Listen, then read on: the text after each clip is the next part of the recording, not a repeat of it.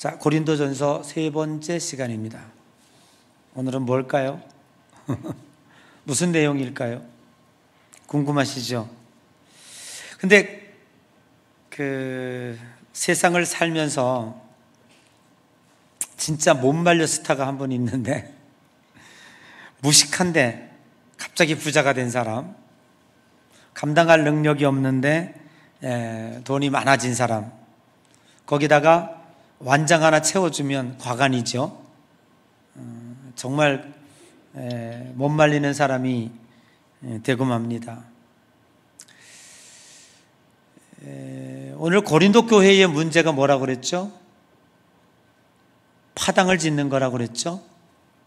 나는 바울파, 게바파, 또 아볼로파, 또 그리스도파, 뭐 이러면서 파벌이 많이 있었다는. 집사님 어제 공연 재밌었어요? 뭘 내야? 예배가 훨씬 낫지? 백호 공연이 있다 그래서 어떻게 토요일 날 목사가 거기 앉을 수 있겠어? 그래서 설교 준비하느라고 못 갔어요. 이 고린도 교회 파당의 문제가 참 심각했습니다. 근데 우리가 그 성경을 보면 항상 그 역사적인 배경, 또 그때 상황, 왜 이런 얘기를 했을까? 이게 중요한 거예요. 제가 서신서를 읽을 때는 그게 중요하다고 그랬죠. 갑자기 바울은 무엇을 꺼내냐 하면 십자가의 도, 십자가의 도에 대해서 주제를 꺼냅니다.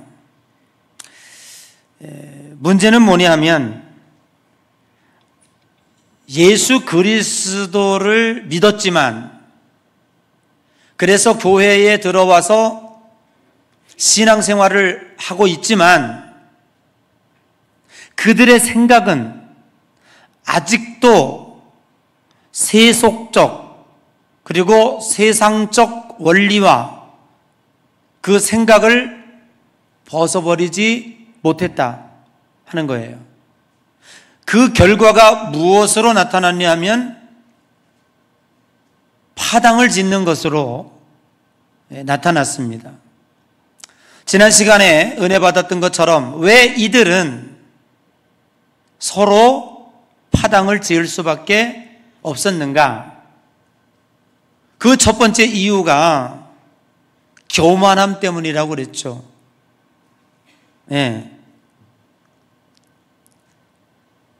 자기 스스로가 최고다 라는 생각을 그들은 가지고 있었습니다. 그렇기 때문에 다른 사람들을 무시하는 거예요. 내 생각과 내 의견과 내 주관이 맞다, 늘 옳다, 이렇게 생각하는 이 교만함이 있었습니다. 여러분, 교만은 패망의 선봉입니다. 우리가 예수님 오래 믿으면 없어져야 하는 것이 뭐냐면 교만입니다. 정말 교만은 신앙에 1도 도움이 되지 않습니다.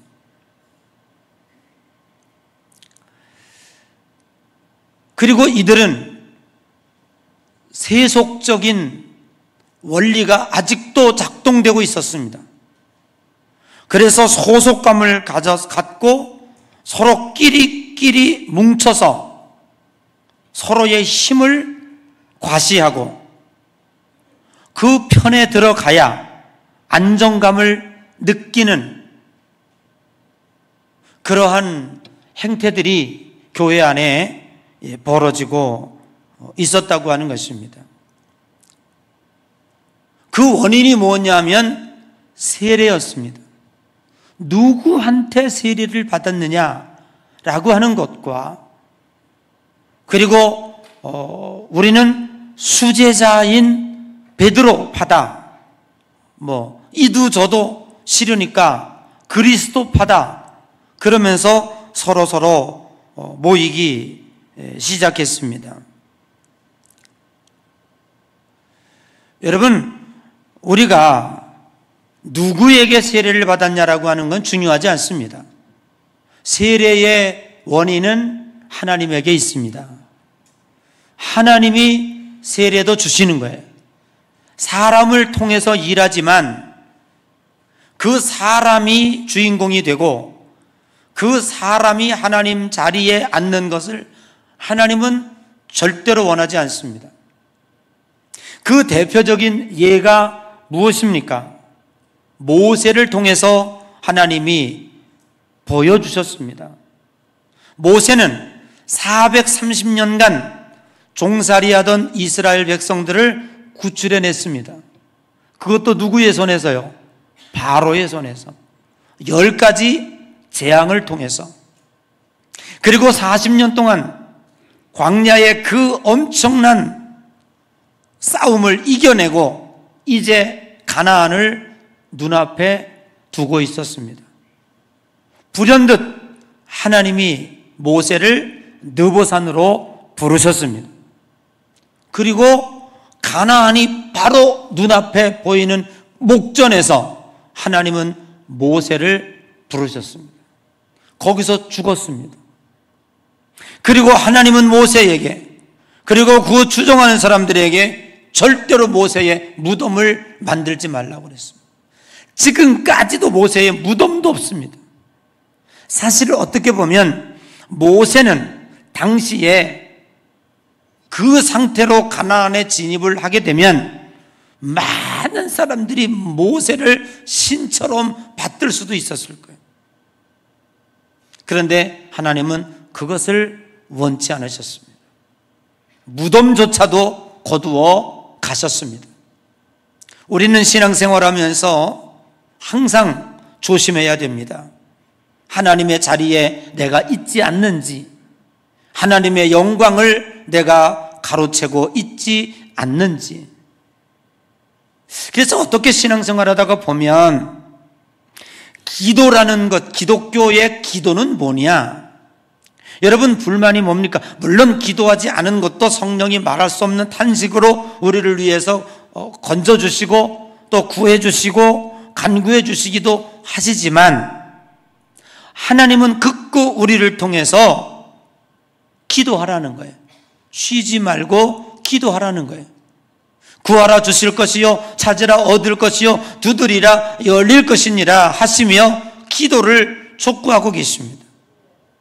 사실 다른 종교는 기도가 없습니다. 기도하면 안 됩니다. 왜냐하면 특별히 불교 같은 데서는요, 신이 없기 때문에 누구한테 기도합니까? 자기들 스스로 수양해서 열반에 이르는 종교인데 거기서 무슨 기도랍니까? 신이 없는데. 그러니까 불교는 가는 데마다 그 토착 신앙과 합쳐지는 거예요. 특별히 우리나라에서는 무속 신앙과 불교가 합쳐졌잖아요. 그래서 그들은 기도라는 명목으로 빌고 있는데 사실은 온당한 기도가 아닙니다. 오직 기도는 기독교만 유효합니다. 왜냐하면 우주 만물을 창조하신 전능하신 분이 우리들의 하나님이기 때문에 그렇습니다. 그 기도를 들어줄 수 있는 능력과 힘은 오직 하나님에게만 있습니다. 그래서 우리는 기도하는데, 그럼 왜 하나님이 기도하라 그러느냐? 여기 원리가 있습니다. 그냥 주시면 되지. 뭘 기도를 이렇게 힘들게 기도 참 힘들어요. 그래서 어떤 신학자는 기도는 pray is work, 기도는 노동이다 그랬어요. 노동하는 것만큼 힘들었고 예수님도 겟세마네 동산에서 기도할 때 땀방울이 핏방울이, 여러분 기도는 그렇게 해야 되는 거예요. 전심을 다해서 기도해야 되는 거예요. 아멘. 근데 왜 그렇게 기도하라 그랬느냐? 이유는 여기에 있습니다. 만일에 기도하지 않았는데 일이 잘 됐다, 그러면 그 원인이 누구한테? 인간은 간사하기 때문에 그 원인을 자기한테 돌려요.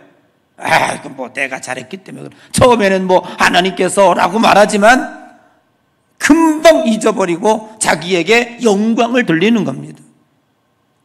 기도라고 하는 아무것도 아닌 것 같지만은 하나님은 기도라는 방법을 통해서 하나님이 역사하시고 그 기도를 들으시고 그 기도를 응답하시고 그 기도에 축복하시는 주체는 하나님이신 거예요. 그래서 우리가 늘 조심해야 될 게 뭐냐면, 이거 뭐 내가 열심히 기도했더니 하나님이 그러면 뭐 하루 기도하면 안 들어주고, 열흘 기도하면 들어주고, 100일 기도하면 안 들어주고, 1000일 기도하면 들어줄까? 그게 아니에요. 내가 얼마나 기도의 시간을 길게 가졌느냐, 내가 기도를 얼마나 뭐 떼굴떼굴 구르면서 했느냐, 그래서 되는 게 아니에요. 초대교회 일부 영지주의자들은 그렇게 생각을 했어요. 그래서 기도할 때도 그냥 이렇게 푹신한 방석에서 기도하지 않고요, 바닥에다 가시방석을 놓고 그냥 그 방석으로서 고통을 당하면서 기도했어요. 그래야 하나님 육체를 막 학대를 하면 하나님이 더 잘 들어주신다고 생각을 했던 거예요. 더 영성이 깊어진다고 생각을 했던 거예요. 그게 얼마나 어리석은 짓입니까? 아닌 거예요. 아닌 거예요. 그래서 나오는 게 뭐냐 하면, 이 사도 바울은 아직도 교회 안에 들어와 있지만 세상의 때를 벗지 못하고 아직도 세례를 받았지만 세상의 사상으로 물들어 있는 이 고린도 교회 교인들에게 뭘 얘기하고 있느냐 하면 십자가의 도에 대해서 얘기하고 있는 거예요. 도대체 십자가가 뭐냐? 자, 그 십자가를 이야기하기 전에 이 십자가는 이 세상의 원리와 정반대입니다. 이제 앞으로 계속 이 설교를 드리겠습니다만은, 우리 기독교인들은 십자가의 원리로 사는 사람들이에요. 십자가의 도를 따르는 사람들이에요. 아멘. 십자가의 도, 세상과 교회는 원리가 달라요. 세상 사는 원리와 기독 신앙생활하는 원리, 이 세상에서 성공하는 원리와 교회 안에서 성공하는 원리, 하나님은 완전히 달라요. 그게 그 상징이 뭐냐면 십자가입니다. 오늘 여기 이 고린도 교회 교인들의 문제를 해결하기 위한 설득의 재료가 뭐냐면 십자가를 들고 있는 거예요. 여러분, 20절에 보면 이렇게 말씀하고 있습니다. 지혜 있는 자가 어디 있느냐? 여러분, 헬라인들을 염두에 두고 지금 하는 말씀이에요. 세상 철학으로 기독교를 해석하려고 하는 사람들, 여러분, 헬라 철학의 특징이 뭡니까? 인간의 우월성, 인간의 이성을 최고의 가치로 두는, 마치 플라톤 같은 철학자들, 플라톤의 꽃이 뭡니까? 이성입니다. 그 이성을 내세우고, 그래서 이들은 고대의 헬라에서, 특별히 그리스가 헬라의 꽃이죠. 좀 어려우니까 그냥 넘어가요. 아니 뭐 다 넘어가도 우리가 현상적으로 아는 게 뭐냐면, 보편적으로 보면은요, 인간이 이성의 우월성을 내세워서 이들이 신을 만들어요. 네, 그리고 신을 조종해요. 왕권의 신을 가진 제우스, 신들에게서 전력 역할을 하는 헤르메스, 바다의 신, 폭풍의 신, 바람의 신, 포세이돈, 태양의 신, 아폴로 뭐 등등 이루 말할 수 없을 만큼 인간이 필요에 따라 신을 만들고 그 신을 조종하고 그렇게 해요. 그러니까 신이 뭐냐? 신이 인간의 필요에 따라 만들어내는 거예요. 그래서 그게 신화인 신화. 그 신화를 헬라에서 만들어내는 거예요. 그러니까 오늘 바울이 비판하고 있는 게 뭐냐면, 너희들이 아직도 그런 생각을 가지고 있느냐? 잘못됐다는 거예요. 그리고 20절에 선비가 어디 있느냐? 헬라어로 그람마투스라고 하는 말인데 서기관을 가리키는 거예요. 이거는 율법에 능통하고 율법을 가르치는 율법사들을 이야기하는 거예요. 여러분, 아무리 율법을 잘 알고 율법을 가르치는 자라고 할지라도 그 율법으로 우리가 구원받을 수 없다는 거죠. 그리고 20절에 변론가가 어디 있느냐? 시제테테스라고 하는 말인데 무슨 문제든지 인간의 이성으로 해결하려고 하는 사람들, 지적인 능력으로 구원을 얻어보려고 하는 사람들. 그래서 이 사람들의 특징이 뭔지 아십니까? 대개 유대인들이 이런 생각을 가지고 있습니다. 성경을 많이 읽어요. 그리고 성경을 외워요. 그리고 성경을 묵상해요. 그러면 누가 더 성경을 많이 읽었는가? 누가 더 성경을 많이 아는가? 그러면 도가 트는 줄 아는 거예요. 전혀 십자가의 원리하고는 맞지 않다라고 이야기하고 있는 것입니다.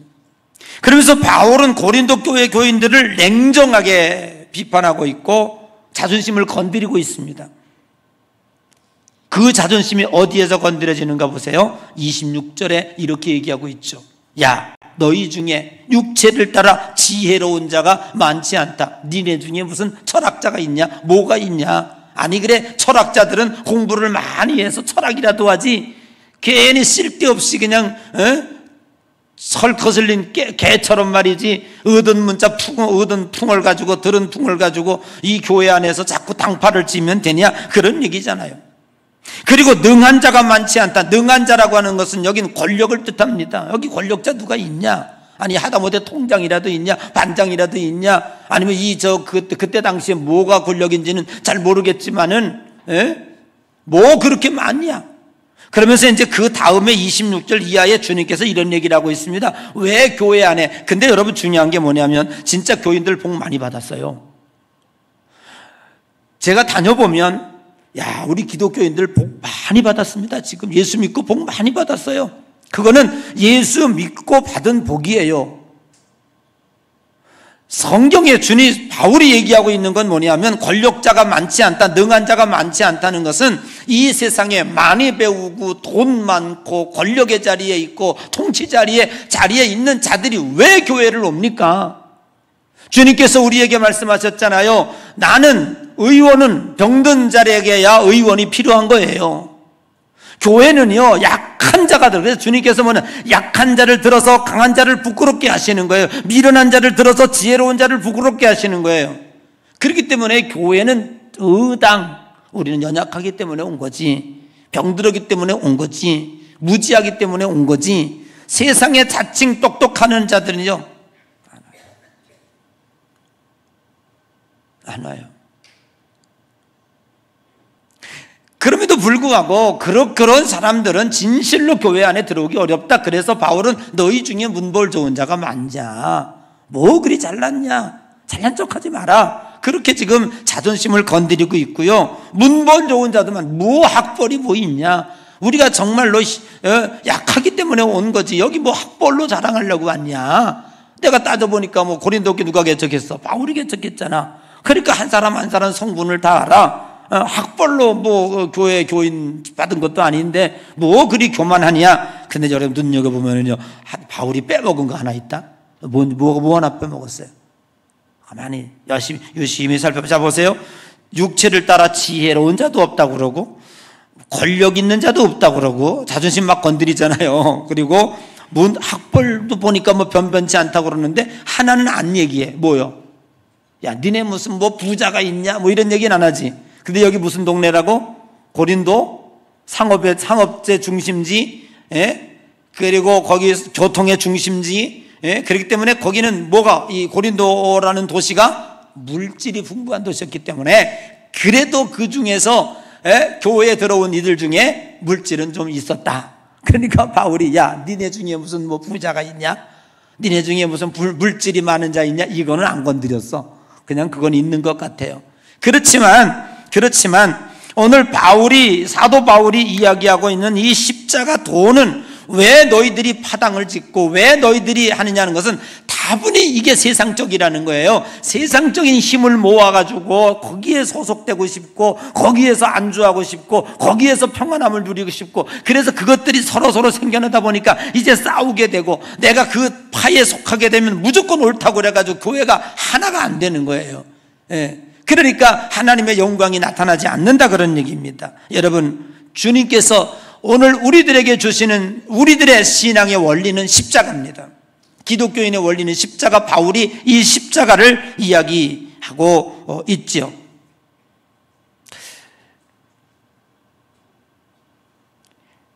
영국이 낳은 축구 선수가 하나 있습니다. 누군지 아십니까? 베컴이라고 하는, 데이비드 베컴이라고 하는 축구 선수입니다. 영국에서는 아주 우상입니다. 요즘에 스포츠 선수들이 우상이 됐지 않습니까? 우리나라는 누굽니까? 손흥민입니다.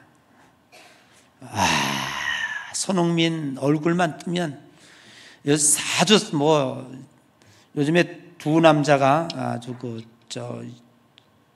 광고에 잘 나옵니다.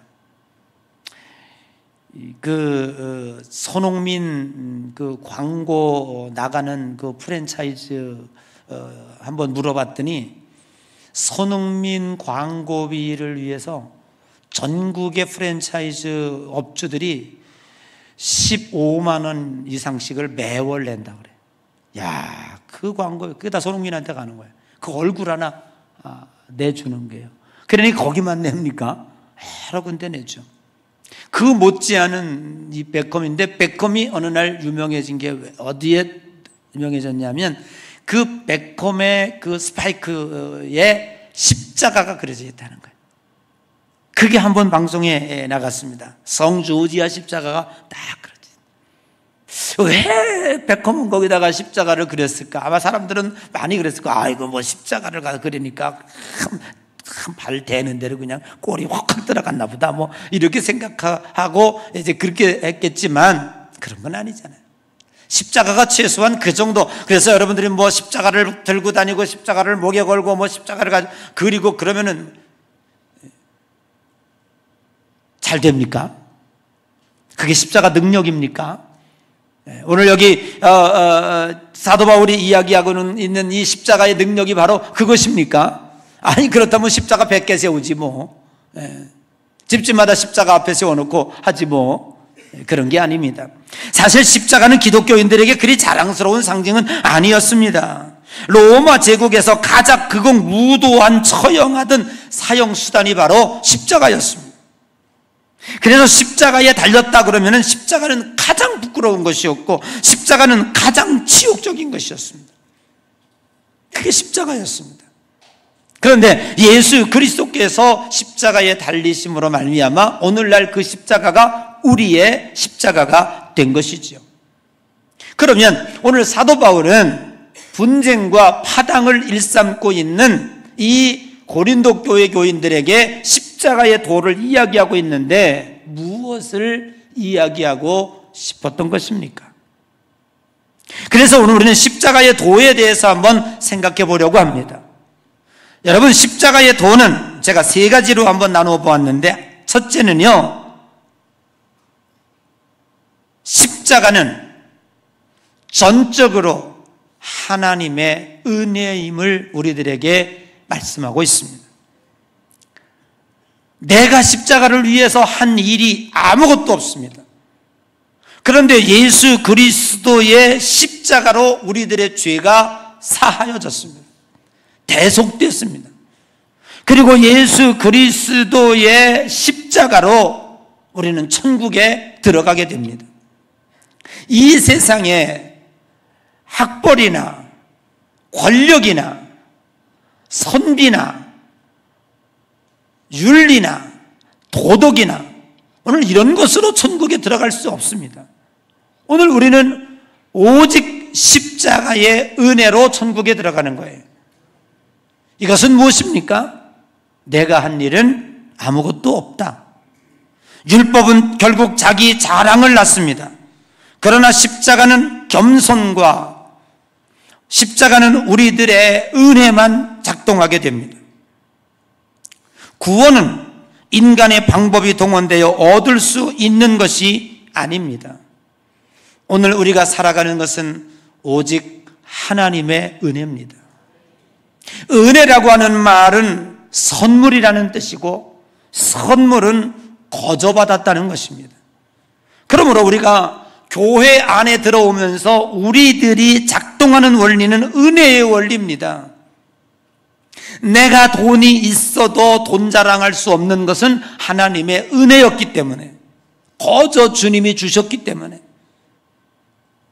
내가 혹시 높은 권력의 자리에 올라갔다 할지라도 그 권력으로 자랑할 수 없는 것은 하나님의 은혜였기 때문에, 우린 모든 것이 하나님의 은혜로 출발해서 은혜로 끝나는 거예요.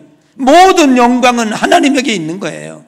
거기에 자기의 자랑이 들어갔다 그러면 그거는 기독교인이 아닌 거예요. 그 출발점이 어디냐? 십자가입니다.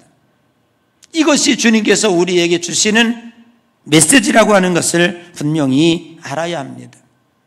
두 번째, 십자가의 도는 죽으면 산다는 겁니다. 예수님이 십자가에 달릴 때 아마 마귀들이 쾌재를 불렀을 것입니다. 이제 끝났다. 예수님을 십자가에 잡아 죽였으니 이젠 내 세상이다. 아마 그렇게 했을 것입니다. 그런데 이게 웬일입니까? 3일 만에 약속대로 부활하셨습니다. 예수님이 십자가에서 주님의 말씀과 하나님의 명령에 순종함으로 그는 모든 이름 위에 뛰어나게 하시고, 아멘, 예수 그리스도의 십자가가 죽음으로 인해서, 예수님이 십자가에 달리심으로 인해서 빌립보서 2장은 우리들에게 뭘 얘기하고 있냐면 예수님의 이름을 모든 이름 위에 뛰어나게 해주시고, 그래서 예수의 이름으로 기도하면 능력이 나타나는 거예요. 아멘. 예수님은 그냥 이름이 아니에요. 십자가에 죽으시고 얻은 이름이라고. 그 이름이, 아멘, 그래서 예수의 이름으로 기도하면 능력이 나가는 거예요. 예수님의 이름으로 기도하면 하나님이 들어주시는 거예요. 지금까지 너희들이 내 이름으로 아무것도 구하지 아니하였으나 이제부터 구하라. 그러면 받으리니 기쁨이 충만하리라. 아멘은 집에 가서 해주시고, 아멘.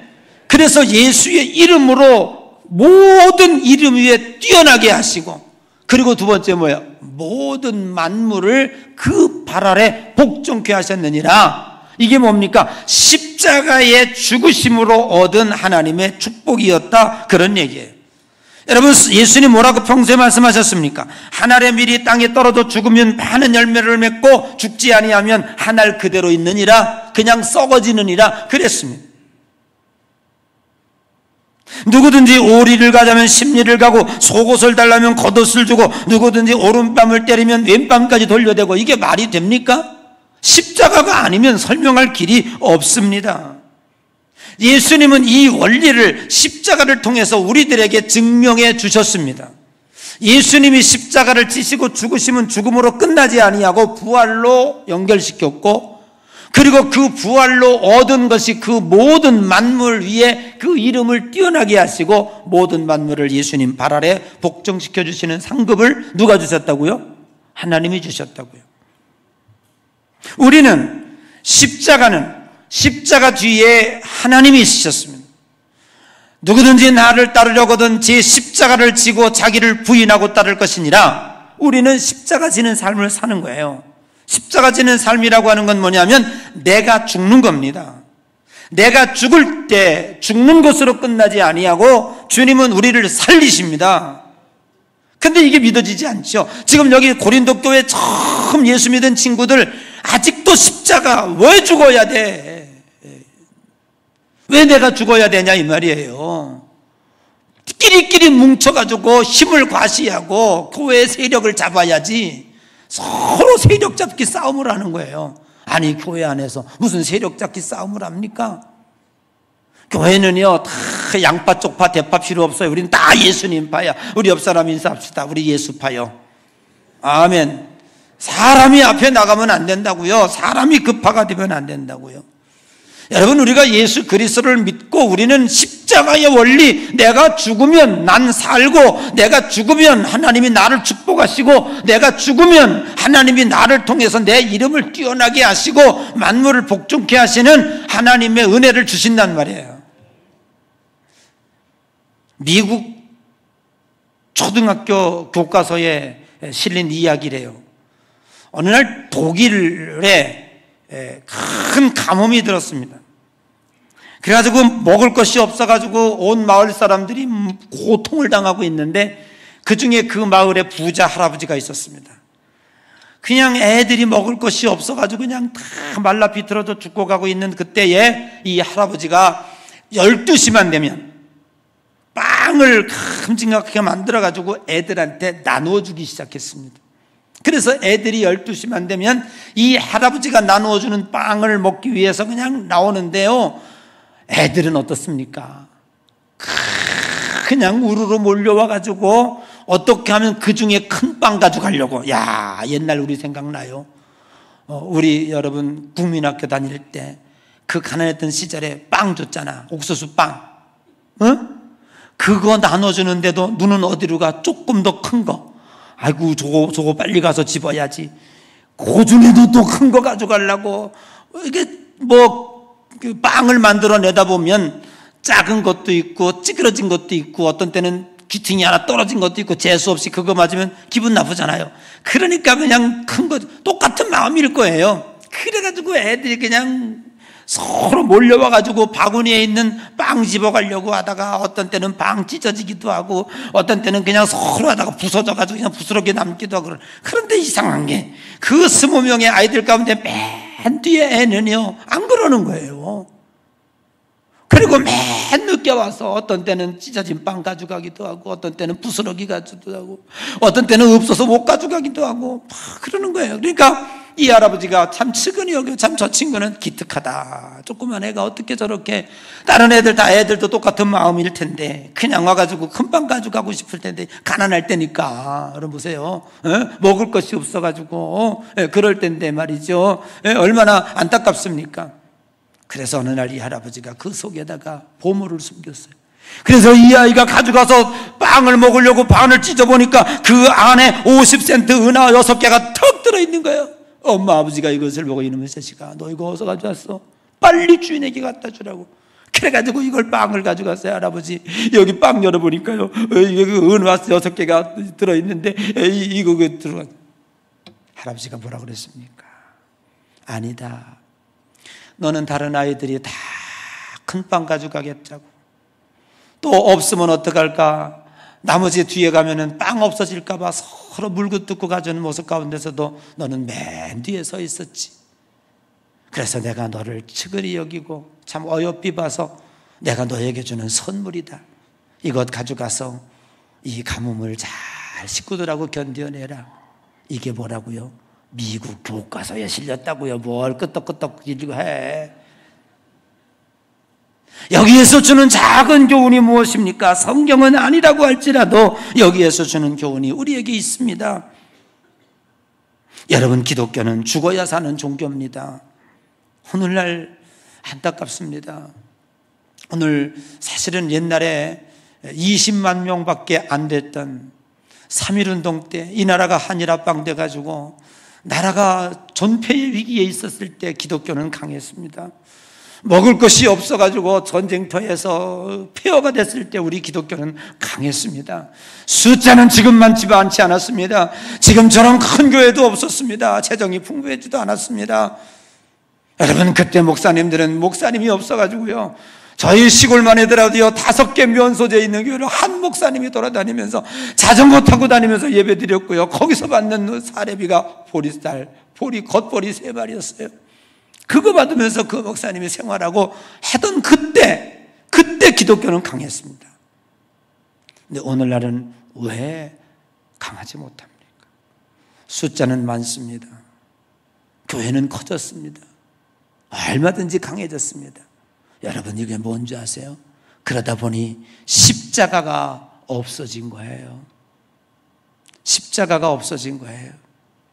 우리는 죽어야 살고, 우리는 없을 때 강하고, 약할 때 강하고, 핍박받을 때 강하고, 우리는 고통스러울 때 강한 거예요. 그래서 주님은 누구든지 죽고자 하는 자는 살 것이요 살고자 하는 자는 죽을 것이니라. 여러분의 삶 속에서도 이 십자가의 원리를 적용해 보시기를 바랍니다. 이 세상에 성공하고 싶지 않은 사람이 어디 있겠습니까? 하나님이 우리를 당신의 자녀로 부르시고 평생 죽을 때까지 찢어지게 가난하고 고통스럽게 살다가 오라고 우리를 불러주셨겠습니까? 아니에요. 하나님은 이미 우리가 이 세상에 살아가면서 성공할 수 있는 비결을 다 여기다 줬어요. 근데 우리는 하나님의 원리대로 살지 않고 아직도 세상의 원리를 짜자 살다, 여러분, 세상의 원리는 망하는 길입니다. 여러분, 세상의 원리는요, 죽는 길입니다. 결코 승리하지 못합니다. 사탄이 조종하는 세상입니다. 저기에 어찌 승리가 있을 수 있고 저기에 어찌 행복이 있을 수 있습니까? 없습니다. 하나님은 우리 믿음의 백성들에게 누가 너에게 오리를 가자면 십리를 가져, 누구든지 너의 오른뺨을 치거든 왼뺨까지 돌려대. 우리가 아직도 예수 그리스도를 믿으면서도 힘자랑하고 싶죠? 예? 교회끼리 연합해가지고 여러분 천주교가 부럽습니까? 교황말 한마디면 그냥 정치하는 사람들도 다 줄 서고, 그게 부럽습니까? 한 개도 부러워하지 마십시오. 그거는 기독교의 원형이 아닙니다. 무슨 일을 할 때, 저는 이 스포츠 하는 사람들을 보면은요, 그 해설하는 사람들이 늘 얘기하는 게 뭐냐면 힘 빼야 된다는 거예요. 힘 들어가면은 야구도 그렇고 축구도 그렇고 골프도 그렇고, 아니 저걸 못 넣어. 누르는 욕심을 가지고 몸에 힘이 잔뜩 들어가면요, 그렇게 골을 잘 넣던 사람도요 앞에 페널티킥을 미스하는 거예요. 에이 모르겠다, 그냥 하나님이 알아서 하겠지 하고 하면, 오늘 우리 교회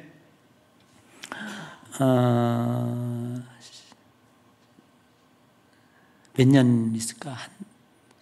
바라기는 한 5년 6년 후에 우리 대한민국에서 조코비치가 태어난다고 합니다. 그게 어디서 태어나냐 하면, 조코비치가 누군지 아세요? 아이고, 눈들 보니까 그냥 도대체 조코비치가 뭐예요? 초콜릿이요 뭐예요? 테니스계의 황태자, 세르비아의 자존심. 얼마나 세르비아라고 하는 나라가 조코비치를 우상으로 생각했으면, 재작년인가요? 작년인가요? 호주 테니스 오픈에 조코비치가 주사를 안 맞고 갔나 봐요. 그래가지고 공항에서 옥류됐어요. 그때 조코비치가 호주 오픈 테니스 참석을 못했어요. 세르비아 국민들이 화딱지가 난 거야. 아니 우리나라 테니스 선수를 운동을 못하게 했대. 그래가지고 그 나라 대통령이, 호주가, 세르비아에는요 광산이 유명합니다. 광물질. 호주가 거기 광물을 따라 광산을 사놨는데 영업 폐쇄를 시켜버렸어요. 야, 대단하지 않습니까? 한 사람을 지켜내기 위해서, 한 사람의 자녀이 뭘 얘기하다가 이런 얘기를 하면, 아, 우리 교회 조코비치가 나올 거라고요. 누구냐? 오늘 일부 예배 드리고 중학교 2학년짜리가 저한테 기도받고 갔어요. 조은성이라고. 맞나? 중학교 2학년. 이번에 전국대회에서, 아이고, 이놈의 새끼가 1등을 하고 싶었는데 한 점 차이로 준우승을 한 거야. 원래 이 우승과 준우승은요 간발의 차입니다. 0.01 요 차이야, 요 차이. 그래서 내가 요걸 얘기해 줬어. 운동선수는 3요소가 있어야 된다. 첫째는 체력이 있어야 되고, 둘째는 기술이 있어야 되고, 세상 사람들은 다 이 두 가지 가지고 승리하려고 그런다. 체력과 기술만 있으면 된다. No. 최고 정상에 오르는 사람은 영성이 있어야 된다. 믿음이 있어야 된다. 다윗이 뭐라고 그랬느냐 물어봤더니 몰라. 어머니라고 집사님도 몰라. 다윗도 몰라. 에이구. 골리앗 앞에서 이겼던 다윗이 뭡니까? 너는 칼과 창과 단창으로 내게 나오거니와 나는 만군의 여호와의 이름으로 나간다. 하나님께 다 맡긴 거예요. 그래서 내가 우리 미래의 쪼꼬비치한테 얘기했어요. 너가 비울 때 하나님이 채우신다. 네가 하려고 그러면 넌 늘 이득받게 될 수 없어. 그러나 샷을 하거나 서브를 넣을 때도 하나님께 맡겨라. 그리고 편안하게 해라. 다 비워내고 1등을 하려고 그러면 1등은 하나님이 하게 해주셔야 하는 거야. 네가 하고 싶다고 1등 하는 게 아니야. 하나님께 해줘야 돼. 제가 그 영성과 믿음의 비결을 가르쳐줬어요. 그래서 걔가 앞으로 6년 후에 조코비치가 될 거고 우리나라의 자존심이 될 거고 저도 그래서 한 수 배우게 될 거고 그렇게 될 것 같아요. 여러분, 주님은 여기 십자가의 도를 약속해 주셨습니다. 하나님 우리가 다 성공하기를 원하십니다. 근데 우리는 아직도 예수 믿으면서도 왜 그렇게 몸에 힘이 들어가요? 여러분이 뭐 그렇게 잘났어? 뭐 그렇게 할 수가 있어? 내 힘으로 해가지고 너희들에게 뭐 지혜 있는 자가 있느냐? 능력 있는 자가 있냐? 문벌 좋은 자가 있어요. 그걸로 어떻게 해결하려고 그래? 우리는 어차피 은거금은 없거니와 나사렛 예수의 이름밖에 없잖아. 아멘. 다 비워놓으세요. 비일 때 승리하고 내려갈 때 올라가고 죽을 때 살고 내가 죽으면 하나님이 살고 예수님이 살고 그 비결을 여러분의 삶 속에 적용하란 말이에요. 순간순간마다 하란 말이에요. 그러면 사업하는 사람도요 잘 될 거예요. 꼭 이 오다를 따야 되겠다 영업하는데 그럼 벌써 그 속에 보여. 이놈은 이게 벌써 마음에 먹은 마음이 있어서 그런지 이게 상대방도 알아봐. 그런데 마음 다 비우고 가면은요 이 사람은 이상하다. 다른 사람들은 참 욕심을 가지고 대드는데 이 사람은 달라. 뭔가 그 내공에 빨려 들어가는 거예요. 이 사람은 진실인가 보다. 그리고 사람들이 거기 끌려오게 돼 있는 거예요. 단단한 믿음을 가지고 마음을 가지고 우리가 살아가야 할 줄로 믿습니다. 이게 뭐예요? 이게 십자가 정신이에요. 네? 오늘 여기 고린도 교회 교인들이 자기들끼리 뭉쳐가지고 파당을 지어가지고 나는 무슨 파에서 교회 안에서 세력을 만들어가지고 그것도 잘났다고 뭘 그리 잘났다고 믿음 안에서 모인 자들이 모여서 거기서 뭘 경쟁하겠다고 말이죠. 파를 만들어. 그것 뺏게. 그거 무너뜨려. 그리고 내가 죽을 때 교회도 살고 나도 살고 내 가정도 살고 내 믿음도 사는 줄로 믿습니다. 그래서 바울은 뭐라고 얘기합니까? 오직 믿는 자에게는 십자가가 능력이다라고 말하고 있는 거예요. 오늘 예수 그리스도를 믿는 성도들에게는 능력은 십자가밖에 없습니다. 이 십자가의 능력으로 여러분의 삶 가운데 아름다운 영광을 돌리시고 세상 것으로 자랑하려고 하지 마시고 죽음으로 인해서 얻어지는 하나님의 축복이 여러분의 하나님의 놀라운 능력이 여러분의 삶 가운데 임해 주시기를 주의 이름으로 간절히 축복합니다. 기도하겠습니다. 은혜로우시고 자비하신 하나님 아버지 감사와 영광을 돌립니다. 예수님 믿은 지 10년이 지나고 20년이 지나고 30년이 지났는데 어찌하면 우리 몸속에서 아직도 세상의 때가 아직도 우리 몸속에서 세상 의식이 벗어지지 않았습니까? 주님은 우리를 향하여 십자가의 도가 멸망하는 자들에게는 미련한 것이고 십자가의 도가 살아있는 자에게는 하나님의 능력이라고 말씀하고 있습니다. 주님, 십자가의 능력이 우리의 삶에 능력이 되게 하여 주시옵소서. 지금은 우리 주 예수 그리스도의 은혜와 하나님 아버지의 극진하신 사랑하심과 성령님의 감동, 감화, 역사, 교통하시며 은총이 귀한 말씀 품고 내려가는 이 향의 모든 성도들 머리 위에 저들의 가정과 직장과 일터 위에 이제부터 영원토록 함께 하십시기를 간절히 축원하옵나이다. 아멘.